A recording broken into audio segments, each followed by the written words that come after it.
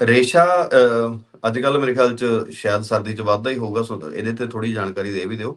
ਇਹੋ ਜਿਹਾ ਇੱਕ ਜੀ ਸਵਾਲ ਹੈ, ਕਹਿੰਦੇ ਜੀ ਰੇਸ਼ਾ ਗਲੇ ਚ ਬਹੁਤ ਡਿੱਗਦਾ, ਜੀ ਤੇ ਵੈਸੇ ਫਿਰ ਕੀ ਹੋਣਾ ਚਾਹੀਦਾ ਕਿ ਇਹ ਠੀਕ ਰਹੇ? ਕੁਝ ਕੁ ਚੀਜ਼ਾਂ ਤਾਂ ਜਿਹੜੀਆਂ ਇੱਧਰ ਉੱਧਰ ਦੀਆਂ ਹੁੰਦੀਆਂ ਲੋਕ ਵਰਤਦੇ ਨੇ, ਤੁਸੀਂ ਹੋਰ ਵਧੀਆ ਤਰੀਕੇ ਨਾਲ ਦੱਸੋ।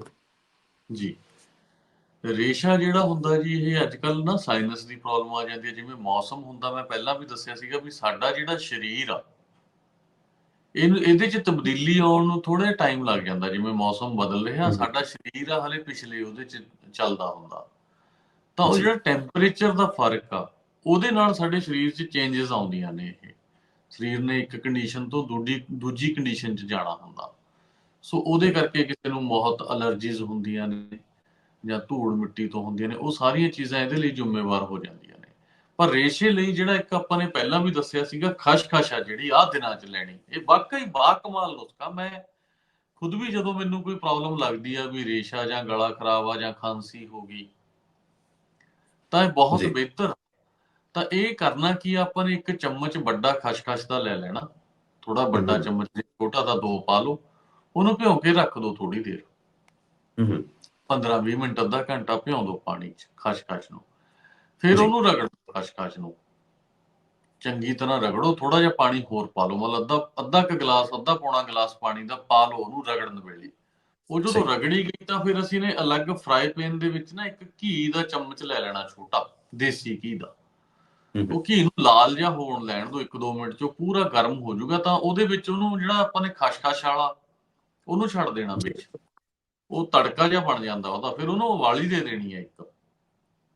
ਹਮ, ਉਹ ਦੁੱਧ ਜੇ ਵਾਂਗ ਥੋੜਾ ਜਿਹਾ ਫਟ ਜੇ ਜਾਂਦਾ। ਫਿਰ ਉਹਦੇ 'ਚ ਥੋੜਾ ਜਿਹਾ ਸੁੰਡ ਦਾ ਪਾਊਡਰ, 2 ਚੁਟਕੀਆਂ ਪੀਣ ਵੇਲੇ, 2 ਚੁਟਕੀਆਂ ਕਾਲੀ ਮਿਰਚ ਦਾ ਪਾਊਡਰ। ਇਹਨੂੰ ਸੌਣ ਵੇਲੇ ਪੀਓ। ਇਹ ਮਤਲਬ ਇਦਾਂ ਦਾ ਨੁਸਖਾ, ਇੱਕ ਤਾਂ ਇਹਦੇ ਨਾਲ ਨੀਂਦ ਵਧੀਆ ਆਉਂਦੀ ਹੈ। ਜੇ ਨੱਕ ਬੰਦ ਆ ਤਾਂ ਉਹ ਖੁੱਲ ਜਾਂਦਾ। ਜੇ ਕਿਸੇ ਨੂੰ ਖਾਂਸੀ ਆ ਤਾਂ ਉਹ ਠੀਕ ਹੋ ਜਾਂਦੀ ਆ। ਜੀ। ਰੇਸ਼ਾ ਜਿਹੜਾ ਆਪਾਂ ਕਹਿੰਦੇ ਨਾ, ਕਈ ਲੋਕ ਕਹਿੰਦੇ ਮੇਰੇ ਰੇਸ਼ਾ ਅੰਦਰ ਗਿਰਦਾ, ਜਾਂ ਹਮ, ਜ਼ੁਕਾਮ ਆ, ਜਾਂ ਛਿੱਕਾਂ ਲੱਗਦੀਆਂ ਨੇ, ਤਾਂ ਇਹ ਬਹੁਤ ਹਮ। ਹੀ ਬਿਹਤਰ ਨੁਸਖਾ। ਨਾਲੇ ਇਹਦੇ ਨਾਲ ਤਾਕਤ ਵੀ ਮਿਲਦੀ ਆ, ਨੀਂਦ ਵਧੀਆ ਆਉਂਦੀ ਆ। ਨਹੀਂ, ਮੈਂ ਨਾਲ ਇੱਕ ਹੋਰ ਪੁੱਛ ਲਾਂ ਕਿ ਬਹੁਤਿਆਂ ਲੋਕਾਂ ਨੂੰ ਰੇਸ਼ਾ ਕੰਟੀਨਿਊ ਹੀ ਰਹਿੰਦਾ ਹੁੰਦਾ ਹੈ, ਖਾਸ ਕਰਕੇ ਸਰਦੀ 'ਚ ਰਹਿੰਦਾ ਹੀ ਹੈ। ਉਹਦੇ ਵਾਸਤੇ ਵੀ ਜੀ ਕਾਰਗਰ ਹੈ ਜੀ ਇਹ? ਹਾਂ, ਉਹਨਾਂ ਵਾਸਤੇ ਵੀ ਕਾਰਗਰ ਆ। ਉਹ ਹਫ਼ਤੇ 'ਚ 3-4 ਦਿਨ ਲੈਂਦੇ ਰਿਹਾ ਕਰਨ। ਜਿਵੇਂ ਇੱਕ ਦਿਨ ਛੱਡ ਕੇ ਲੈ ਲਿਆ ਕਰਨ, ਹਮ, ਜਾਂ 2 ਦਿਨ ਲਗਾਤਾਰ ਲੈ ਲਿਆ, ਇੱਕ ਦਿਨ ਛੱਡਤਾ। ਲਗਾਤਾਰ ਲੈਣ ਨਾਲ ਇਹਦਾ ਕੋਈ ਨੁਕਸਾਨ ਹੈ ਨਹੀਂ। ਖਸਖਸ ਆ ਜੀ, ਜਿਵੇਂ ਡਰਾਈ ਫਰੂਟ ਅਸੀਂ ਹੋਰ ਤਰ੍ਹਾਂ ਦੇ ਲੈਂਦੇ ਆ, ਤਾਂ ਉਦਾਂ ਹੀ ਇਹ ਡਰਾਈ ਫਰੂਟ ਆ। ਹਮ। ਬਸ ਇਹਦੀ ਸਹੀ। ਪ੍ਰੈਪਰੇਸ਼ਨ ਦੀ ਵਿਧੀ ਆ, ਇਹ ਇਦਾਂ ਲੈ ਲੈਣ, ਇਹਦਾ ਕੋਈ ਨੁਕਸਾਨ ਨਹੀਂ ਹੈ। ਜੀ। ਸਵਾਲ ਹੈ ਜੀ ਰਾਹੁਲ ਕੁਮਾਰ ਜੀ ਦਾ, ਕਹਿੰਦੇ ਤੇਜ਼ਾਬ ਬਣਦਾ ਹੈ, ਇਹ ਤਾਂ ਬਹੁਤਿਆਂ ਨੂੰ ਬਣਦਾ ਹੈ। ਐਸਿਡ ਦੀ ਜੀ ਸਮੱਸਿਆ ਹੁਣ ਮੈਨੂੰ ਲੱਗਦਾ ਹੈ ਸਰਦੀ ਸ਼ੁਰੂ ਹੋਣ ਲੱਗੀ ਹੈ, ਖਾਵਾਂਗੇ ਹੈਵੀ ਤਾਂ ਹੋਰ ਨੁਕਸਾਨ ਹੋਊਗਾ। ਇਸ ਕਰਕੇ ਆ ਨੁਸਖਾ ਸਾਰਿਆਂ ਦੇ ਵਾਸਤੇ ਹੀ ਦੱਸਿਓ। ਜੀ ਐਸਿਡ ਲਈ ਇਹ ਨੁਸਖਾ ਸਾਰੀ ਨੋਟ ਕਰ ਲੈਣ। ਮਤਲਬ ਜਿਹਨੇ ਵੀ ਇਹ ਨੁਸਖਾ ਬਣਾ ਕੇ ਘਰ 'ਚ ਰੱਖ ਲਿਆ, ਉਹ, ਮੈਂ ਤਾਂ ਇਹ ਬੇਨਤੀ ਕਰਦਾ ਹੁੰਦਾ, ਕਈ ਜਿਨ੍ਹਾਂ ਨੂੰ ਦਵਾਖਾਨੇ ਤੇ ਲਿਖ ਕੇ ਦਿੰਦਾ ਨਾ ਹੱਥ ਨਾਲ, ਵੀ ਇਹ ਕਿਸੇ ਰਿਸ਼ਤੇਦਾਰ ਨੂੰ ਨਾ ਦੇ ਦਿਓ ਭਾਈ, ਕਿਉਂਕਿ ਉਹਨੇ ਤੁਹਾਡਾ ਡੱਬਾ ਚੱਕ ਕੇ ਲੈ ਜਾਣਾ। ਫਿਰ ਤੁਸੀਂ ਫੇਰ ਭਾਲਦੇ ਫਿਰੋਗੇ। ਉਹਨੂੰ ਨੁਸਖਾ ਜ਼ਰੂਰ ਲਿਖ ਕੇ ਦੇ ਦਿਓ ਵੀ ਆਹ ਨੁਸਖਾ, ਇਹ ਬਣਾ ਲਾ ਤੂੰ ਆਪ। ਇਹਦੇ 'ਚ ਪਾਉਣਾ ਜੀ ਆਪਾਂ ਨੇ ਜੀਰਾ 100 ਗ੍ਰਾਮ, ਜੀਰਾ 100 ਗ੍ਰਾਮ, ਸੁੰਡ ਪਾਉਣੀ ਹੈ ਇਹਦੇ 'ਚ 25 ਗ੍ਰਾਮ, ਅਨਾਰਦਾਣਾ 50 ਗ੍ਰਾਮ, ਜੰਗ ਹਰੜ ਪਾਉਣੀਆਂ 50 ਗ੍ਰਾਮ। ਉਹਨੂੰ ਹਲਕਾ ਜਿਹਾ ਘੀ ਦੇ ਵਿੱਚ ਆਪਾਂ ਨੇ ਫਰਾਈ ਕਰ ਲੈਣਾ। ਮਤਲਬ 1 ਚਮਚ ਘੀ ਪਾ ਕੇ ਹੈੜਾਂ ਨੂੰ ਭੁੰਨ ਲੈਣਾ। ਉਹ ਫੁੱਲ ਜਾਂਦੀਆਂ ਨੇ, ਛੋਟੀਆਂ ਹਰੜਾਂ ਹੁੰਦੀਆਂ ਨੇ। ਜੰਗ ਹਰੜ ਕਹਿੰਦੇ ਨੇ ਇਹਨੂੰ, ਕਾਲੀ ਹਰੜ ਕਹਿੰਦੇ ਨੇ, ਛੋਟੀ ਹਰੜ ਕਹਿੰਦੇ ਨੇ। ਕਈ ਫਿਰ ਬਾਅਦ 'ਚ ਪੁੱਛੀ ਜਾਂਦੇ ਨੇ ਵੀ ਕਿਹੜੀ ਹਰੜ ਦੱਸੀ ਆ। ਸਹੀ ਹੈ ਜੀ। ਜੰਗ ਹਰੜ ਪਾ ਲੈਣੇ ਜੀ 50 ਗ੍ਰਾਮ।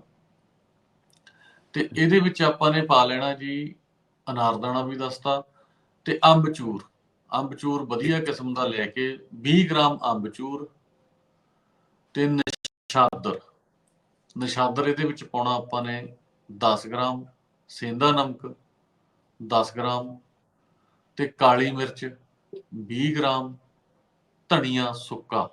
ਧਨੀਆ ਸੁੱਕਾ ਜਦੋਂ ਪਾਉਣਾ, ਉਹਨੂੰ 1 ਮਿੰਟ ਲਈ ਤਵੇ ਤੇ ਫਰਾਈ ਕਰ ਲੈਣਾ। 50 ਗ੍ਰਾਮ ਸੁੱਕਾ ਧਨੀਆ। ਜੀ। 10 ਗ੍ਰਾਮ ਇਹਦੇ ਵਿੱਚ ਪਾ ਲੈਣਾ ਜੀ ਜੌਂ ਖਾਰ, ਤੇ ਮਿਸ਼ਰੀ ਪਾ ਲੈਣੀ ਹੈ ਇਹਦੇ ਵਿੱਚ। ਤਕਰੀਬਨ 100 ਗ੍ਰਾਮ ਮਿਸ਼ਰੀ ਪਾ ਲਓ।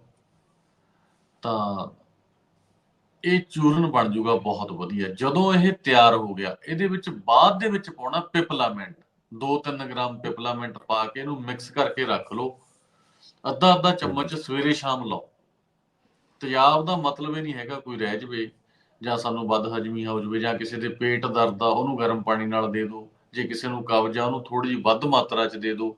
ਇਹ ਇੰਨਾ ਵਧੀਆ ਨੁਸਖਾ ਵੀ ਤੇਜ਼ਾਬ ਨਹੀਂ ਰਹਿੰਦਾ ਬੰਦੇ ਦੇ ਮੁੜ ਕੇ। ਤੇਜ਼ਾਬ ਐਸਿਡ ਰਿਫਲੈਕਟ ਕਰਦਾ, ਅੰਦਰ ਛੋਟੇ ਮੋਟੇ ਜ਼ਖਮ ਨੇ। ਸਾਰੀਆਂ ਔਸ਼ਧੀਆਂ ਸਾਰੀਆਂ ਬਿਮਾਰੀਆਂ ਲਈ ਬਹੁਤ ਵਧੀਆ ਔਸ਼ਧੀ ਆ।